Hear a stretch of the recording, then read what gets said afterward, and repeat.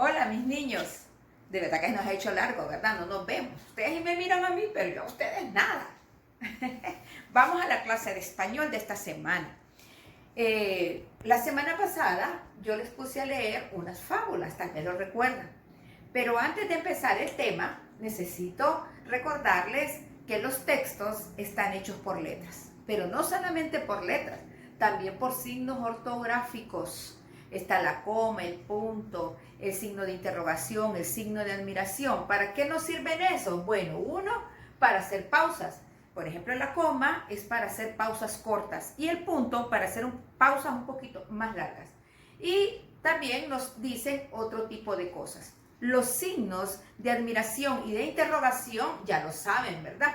El de interrogación, pues para hacer preguntas, y el de admiración para los sentimientos, si está enojado, si está triste, si está emocionado, si está admirado, si está asustado. Entonces son signos de admiración. No lo olviden, porque va un ejercicio de las comas.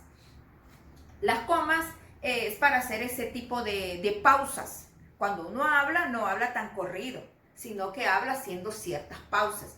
Y donde se hace una pausa, ahí hay una coma. Eso les va a servir mucho cuando les toque escribir. Pero como ese tema lo explica el libro, entonces no lo voy a explicar tanto como lo que voy a explicar ahora.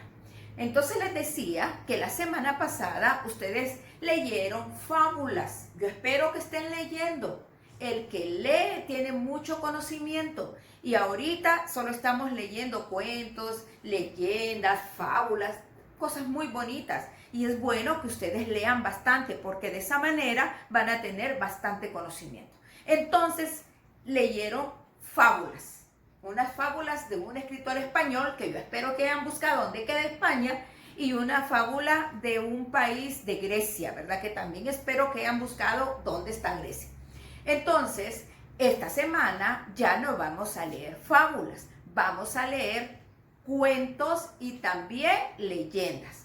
Por eso voy a explicar el día de hoy ¿cuál es la diferencia de cada uno de ellos? Porque todos son textos narrativos, pero hay un poquito de diferencia entre uno y otro. Miremos ahí, que está la fábula,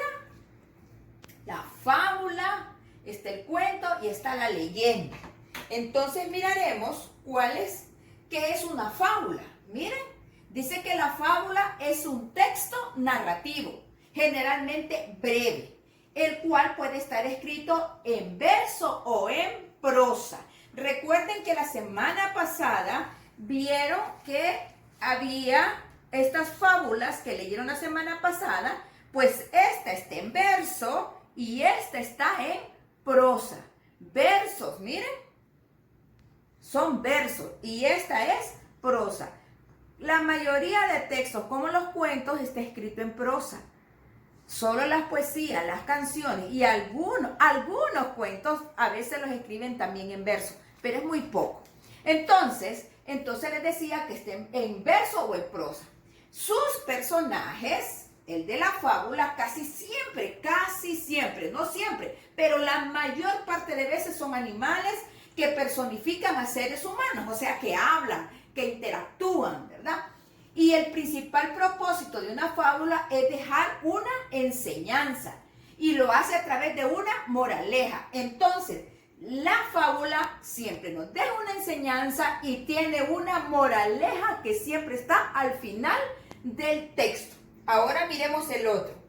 El cuento. Miren el cuento. El cuento también es una narración corta en la que intervienen personajes, pero casi siempre son humanos, aunque de vez en cuando los animalitos hablan, ¿verdad? Que realizan acciones en un lugar y un tiempo determinado. Ese es el cuento. Ahora miremos la leyenda. Miren la leyenda. Son relatos escritos u orales. La leyenda nació más de relatos orales, que narran hechos que pueden ser reales y que han sido transformados por la fantasía y la admiración popular. La intención fundamental de estos relatos es ejemplificar, por lo que los temas elegidos tratan sobre vidas y hechos extraordinarios. Aquí se mete mucho lo sobrenatural, cosas que suceden cosas que suceden y que da como miedo, da temor, o cosas extraordinarias, fantasiosas, luces que aparecen a medianoche, gente que ha muerto que aparece, gente que grita, animales que salen o personas que se vuelven animales por la noche, todo ese tipo de cosas, ¿verdad? Como que le da miedo, pero no, son cosas de fantasía. Entonces, miramos que las leyendas transmiten las costumbres y tradiciones de un pueblo de una generación a otra. Y eso es así. Las leyendas tienen parte verdad y parte fantasía. ¿Cómo parte verdad? Puede ser que me digan a mí el lugar exacto donde está. Para el caso, mis abuelos vivieron en Yuscarán. Y en Yuscarán hay una leyenda que de un cerro aparece una gran luz, del cerro Montserrat. O sea, el cerro existe, es real. Pero ahí hablan como fueron pueblos mineros, que aparece esa luz y que a alguien se le perdió una burra y que esa burra llevaba un montón de oro y que esa luz cuando se desprende es que por ahí está la burra y que nadie ha encontrado ese oro. Y la gente a veces cree esas cosas. Entonces, esa es la leyenda, que partes tiene verdaderas, pero también tiene mucho de fantasía. Entonces, esa es la leyenda. Miraremos ahora. ¿Recuerdan la semana pasada que vimos el cuadro comparativo? Pues hoy les traigo un cuadro comparativo. Un cuadro comparativo entre la fábula, el cuento y la leyenda. Miren, ahí vamos a comparar. Dice que la extensión de la fábula es corta, el cuento igual. Ahora la leyenda no, la leyenda es un poquito más larga o muy extensa. Eso es en cuanto a la leyenda. Que su complejidad de la fábula es sencilla, del cuento igual, pero de la leyenda no, porque la leyenda tiene más trama. Ahora bien, en la fábula sus hechos son reales y fantásticos, ¿verdad? En el cuento es imaginario y en este de la leyenda son mágicos, misteriosos y sobrenaturales. Eso es lo que narra, ¿verdad? La fábula sirve para reflexionar, mientras que el cuento es un poquito más recreativo. Y este es para hacer que nuestros sentimientos se vuelvan más fuertes. Porque cuando uno tiene miedo es diferente. A los niños les encanta sentir esa sensación de miedo, de misterio, de cosas que van a suceder, ¿verdad? Eso les gusta mucho. Dice la otra que en la fábula sus personajes casi siempre son animales y que actúan como personas. Bueno, en el cuento no, en el cuento casi siempre son personas. Y lo mismo en la leyenda, nada más que en la leyenda aparecen cosas que de repente nosotros ni siquiera nos imaginamos, ¿verdad? Seres feos o seres extraterrestres, ¿verdad? O seres fuera de nuestra imaginación. Bueno, la fábula siempre nos da una moraleja, ¿verdad? El cuento no, ¿verdad? Dice que posee un narrador y una estructura.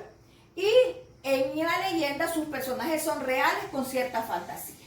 Bien, en la fábula siempre hay un autor. ¿Quién lo escribió? Siempre dice. ¿Se acuerdan la semana pasada, verdad? Que decía quién había escrito esa fábula. El cuento igual, ¿verdad? Pero en la leyenda no. La leyenda siempre es anónima. Pero ustedes me van a decir, ay, profe, entonces ¿cómo están en los libros? Igual que ver a alguien que lo escribiera. Sí, pero eso se llama recopilador. Hay alguien que se va a los pueblos y se va donde la gente más vieja, con más edad, y va a preguntar, ¿y aquí hay alguna leyenda? ¿Qué es lo que hablan? Muchos hablan de la carreta en la noche, que de los bueyes, una carreta que hace bulla. Otras hablan de la bruja, de la sucia, toma tu teta, que soy tu nana. Bueno, miles de cosas, pero eso salió de la gente. No es que hubo un autor, pero claro, hubo alguien que se interesó y quiso ir a esos pueblos y recopiló. Eso se llaman recopiladores. Son los que escriben cosas que han dicho otros, recopilan. Entonces hacen el libro, ¿verdad?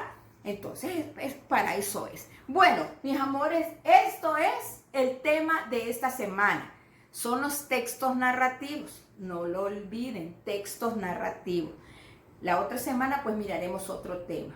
Mis amores, estudien mucho, ¿verdad? Esto va para largo y yo necesito que ustedes estudien. También envíenme una fotografía, aunque sea allá una vez al mes, porque en la Secretaría de Educación nos están pidiendo esas fotografías. ¿Y cómo voy a decir que usted recibió la clase si ni una foto suya tengo? Entonces yo necesito esa fotografía. Sé que a veces es un poquito incómodo, pero ustedes solitos, así ve como una selfie, tómensela, para que no molesten a sus papás. ¿Estamos? Me la van a hacer, ¿verdad? Y así los miro. Así puedo verlos yo todas las semanas, que me alegra ver a muchos de ustedes que envían sus fotografías haciendo. Yo digo, ay, tan lindos mis niños, cómo trabajan. Pero hay otros que no los he vuelto a ver hace tiempo, no los miro. Así que envíen esas fotos, no lo olviden, ¿verdad? Nos vemos la otra semana.